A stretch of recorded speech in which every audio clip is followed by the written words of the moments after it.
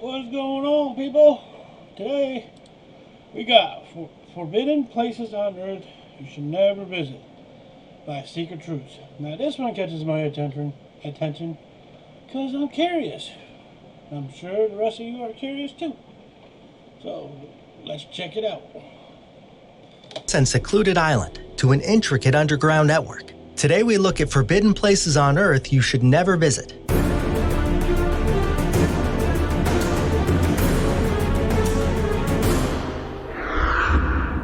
Number 9. Area 51. This is a United States Air Force facility that is also known as Groom Lake and Homey Airport. Well, if you go to Area 51, you're going to be shot. Everybody knows that. They hiding something. It might be aliens, which I highly doubt. I don't think they hiding something. It's located in Lincoln County, Nevada. The name Area 51 was used by the CIA in a document during the time of the Vietnam conflict. The area surrounding the field is called Restricted Area 4808 North. The main purpose of the base isn't publicly known, but it's most likely used for weapon systems and aircraft testing. Since everything that happens at this site is top secret, sensitive, compartmented information that remains a mystery to most civilians, people have developed conspiracy theories over the years. The most common speculation is that Area 51 is home to alien research. See? Many people believe that government workers at the base examine fallen alien spacecraft and other UFOs. They also think that extraterrestrial beings have been discovered and are being kept for further studies. Other theories include the development of weather-controlling equipment, technology for time travel and teleportation, and the creation of bizarre aircraft. There are warning signs around the area that warn people not to trespass or take pictures, and that offenders are susceptible to lethal force. Number 8. Ball's Pyramid. This unique natural structure is located in the Pacific Ocean about 12 miles southeast of Lord Howe Island. It's the remnants of a shield volcano, and it's 1,844 feet high, 3,600 feet long, and 980 feet across. Ball's Pyramid is the world's largest volcanic stack. Lieutenant Henry Lidberg Ball reportedly discovered it in 1788. However, it wasn't until 1965 that somebody climbed to the top of Ball's Pyramid successfully. In 1982, a law was put in place that prevented people from scaling the jagged formation. 8 years later, they began allowing some people to ascend the pyramid under precise conditions. Ball's Pyramid has the only known population of wild Lord Howe Island stick insects left. They were presumed to be extinct after a sighting in 1920. They failed to find a live specimen until 2001 when scientists discovered a population of 24 insects about 330 feet above the shoreline. Since then, the stick insects have been bred successfully, and the plan is to reintroduce more of them to the island. Besides the rules against climbing Ball's Pyramid, another reason you shouldn't go there is the steep climb that could end badly for inexperienced people. Plus, it's best not to disturb the stick bugs. Number 7. North Sentinel Island. This treacherous island is in the Bay of Bengal about 22 miles west of Wandoor, a town in South Andaman Island. It takes up about 23 square miles in total. Coral reefs surround North Sentinel Island and it's covered in forest. But don't let the tropical allure of this place fool you into going there. The people who inhabit the island are a far cry from the civilization that we're accustomed to. The Sentinelese have rejected contact with the outside world and use brutality to make sure nobody goes near their island. In 1867, a ship crashed near North Sentinel, and the survivors went to the beach where they had to defend themselves from the natives before they were eventually rescued. In 1880, an expedition traveled there to research the people and the culture. They found and captured an old couple and their kids and took them to Port Blair. Due to their vulnerability to disease, they got sick quickly and the adults passed away.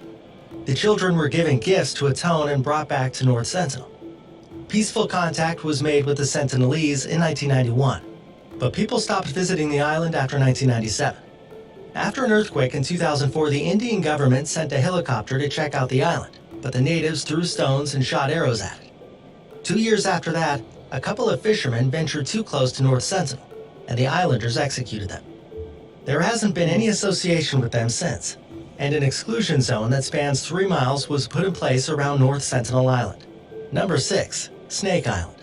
This island is located in the Atlantic Ocean off the Brazilian coast. It earned its name due to the significant amount of snakes that live on the island.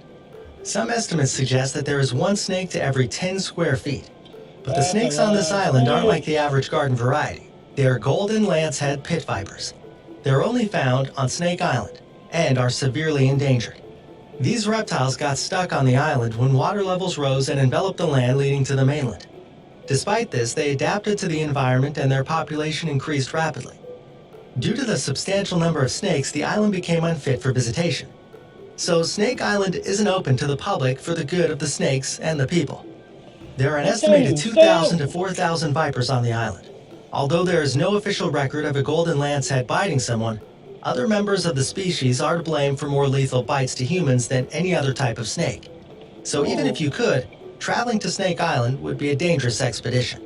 Number 5. Global Sea Vault. This place is on Spitsbergen Island in Norway. It's 390 feet inside of a sandstone mountain. I hate ants. That's what I like them. I don't know why. The Nordic Gene Bank has been storing frozen seeds since 1984, and the Sea Vault opened in 2008. The goal of this place is to make sure that there is a backup plan if the world experiences a crisis. As of February 2017, there were a total of 930,821 seed samples in the vault, but it can store up to 4.5 million of them, and each one contains about 500 seeds. They're stored at minus 0.4 degrees Fahrenheit with little oxygen to prevent them from aging too quickly. The permafrost inside the mountain helps cool things down, and it's 430 feet above sea level, which keeps the area dry. Although people aren't able to get the seeds by going into the vault, they can request samples from the gene banks that deposit the specimens. The Global Sea Vault operates similarly to a bank. The donors own the samples, and they're the only ones with permission to access them. Number 4. Heard and McDonald Islands. Also called the territory of Heard Island and McDonald Islands, or HEMI for short, these islands are located about 2,480 miles southwest of Australia. They're a group of desolate volcanic Antarctic islands. The total area they encompass is about 144 square miles. HEMI was discovered in the middle of the 19th century and became an Australian territory in 1947. They house the last 2 active volcanoes in the country. They experience strong winds that average 16.2 to 20.8 miles per hour at Atlas Cove. However, there are records of winds reaching upwards of 110 miles per hour. Heard Island is home to numerous telluric environments in which a variety of vegetation grows. There are approximately 7 known communities for this array of plant life, and Heard Island is the most sizable sub-Antarctic island that doesn't have any human-introduced vegetation. It is known for its diverse animal species, which include penguins, seals, flying birds, and invertebrates. There are 15 types of aerial birds and 4 kinds of penguins. The island is also home to 3 species of seals. Invertebrates make up the majority of the island's inhabitants, although they're harder to spot. Due to the diversity of life on these islands, they are protected by strict laws and are located within a reserve. However, if you're set on going and willing to brave the wind, you can get authorization from the Australian Antarctic Division.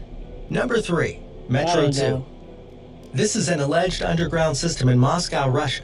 Construction supposedly began on Metro 2 during Joseph Stalin's rule of the Soviet Union. Although Metro 2's existence isn't verified, it hasn't been denied by the Federal Security Services, or FSB, or the Moscow Metro, leading people to believe that it could be there. The United States Department of Defense put out a report titled Military Forces in Transition in 1991 that discussed an underground government facility in Moscow, which encompassed a map of the supposed railway. There are 4 presumed lines of Metro 2 which connect to the Kremlin complex, FSB headquarters, the airport, and the underground Romenki bunker. The D6 line is the only one that has been photographed and whose existence is verified. The Vnukovo airport line was apparently built for emergency evacuation for government officials. The airport was originally used exclusively for military reasons. A 3rd line, Izmailovo, was supposedly constructed for Russia's strategic rocket forces. Through deductive reasoning, we can assume the last line would connect to the underground city in Romenki, which is the most significant underground bunker in Moscow. It is also referred to as Romenki 43. If the theories are true, then the subterranean system holds many historical secrets.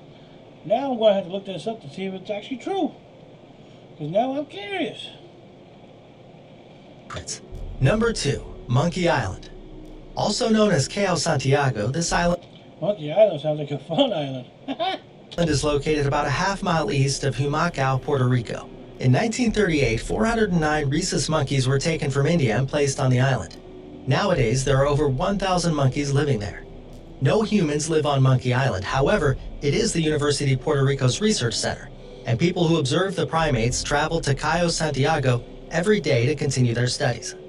Although there is no real law in place preventing people from traveling to Monkey Island, it is highly recommended that they don't.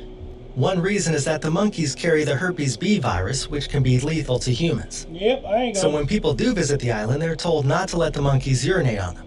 Another reason not to visit Cayo Santiago is that people can transfer diseases to the primates, which would spread very quickly among their dense population. You can, however, book a kayaking tour that goes near the island to safely view the monkeys from a distance of 30 feet. Number 1. Varsha. This city is located Video's almost over. You gotta put it out. What? Come on. in the district of Famagusta in northern Cyprus. It was the finest tourist destination in the country in the early 1970s. Varsha was inhabited by nearly 40,000 people before the Turkish invasion of 1974. They closed the area off, and the only people allowed into Varsha were United Nations workers and the Turkish military. In 1984, the UN Secretary Council Resolution 550 demanded that the city be given to the UN administration and stated that it could only be resettled by people who had to leave. However, Turkey didn't comply and kept hold of Varsha to try and convince Cyprus to agree to a settlement plan. So it became a ghost town. Nature has overgrown the buildings, and it looks like a post-apocalyptic world where stores are still stocked with clothes, tables are set, and cars I bet you can find some ghosts there. from the 1970s are parked in garages. This place is off limits to the public, and there are warning signs everywhere. Photography isn't allowed there either, and they're willing to use lethal force on those who trespass. Alright guys, that was, I don't know, thought it'd be a little bit more better, but definitely don't go to Snake Island, because you ain't walking out. But like, share, comment, subscribe, and tell me what do you think about the video. To me, some of these people, some people could go there, except for Snake Island. Until the next one, catch you later.